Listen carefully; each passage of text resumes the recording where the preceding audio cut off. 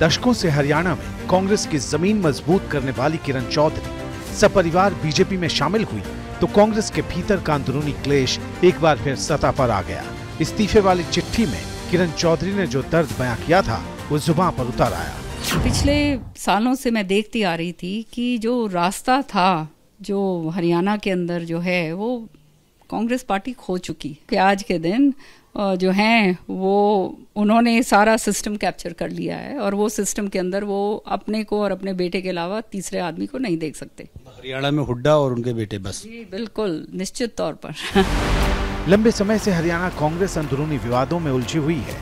छोटे से राज्य में कांग्रेस के कई गुट हैं, जिसमें एक गुट किरण चौधरी का भी था। इसके अलावा कई और भी गुट चर्चा में रहते हैं, जिनकी भूपेंद्र हुड्डा से तनातनी रहती है और यही नेता अब किरण चौधरी के साथ अन्याय की बात कह रहे हैं। दुख तो है और इसका पार्टी को थोड़ा नुकसान तो होगा ही। देखो कोई तो कारण है, उनकी बेटी की टिकट भी कटी जबकि वो जीतने वाली कैंडिडेट थी और मैं कह सकती हूँ दावे से कि अगर उनको टिकट मिलता तो वो जरूर प्रचंड बहुमत से जीतते, लेकिन उनके साथ ज्यादती तो हुई है, इसमें कोई दो राय नहीं। किरण चौधरी कांग्रेस से अलग हुई तो लोकसभा चुनाव में मात खाने वाली बीजेपी एक बार फिर कांग्रेस पर आक्रामक नजर आने लगी। मुद्दा परिवारवाद को बनाया और निशाने पर भूपेंद्र हुड्डा का परिवार दिखा। कांग्रेस की वो वरिष्ठ नेता रही हैं। परिवारवाद के कारण भूपेंद्र सिंह हुड्डा अपने बेटे को प्रोजेक्ट करने में लगे हुए हैं। जिस प्रकार से पूरी की पूरी कांग्रेस राहुल गांधी को प्रोजेक्ट करने में लगी हुई है और बड़े नेताओं का कहीं न कहीं अहित हो रहा था, उनका दम घुट रहा था।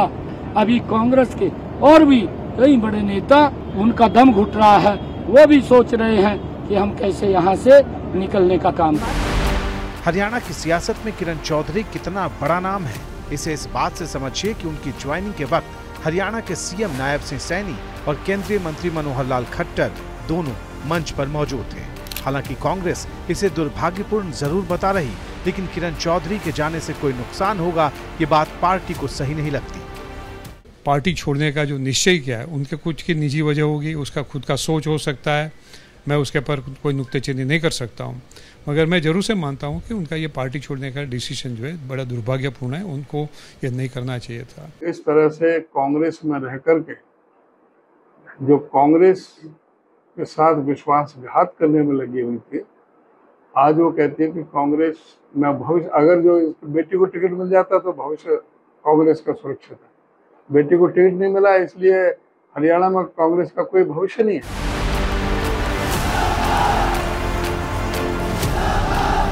ऐसा नहीं है कि हरियाणा में कांग्रेस छोड़ने वाली किरण चौधरी पहली नेता हैं। अशोक तंवर रहे हों या फिर नवीन जिंदल, पिछले कुछ दिनों में कांग्रेस से कई बड़े नेता बीजेपी में शामिल हो चुके हैं।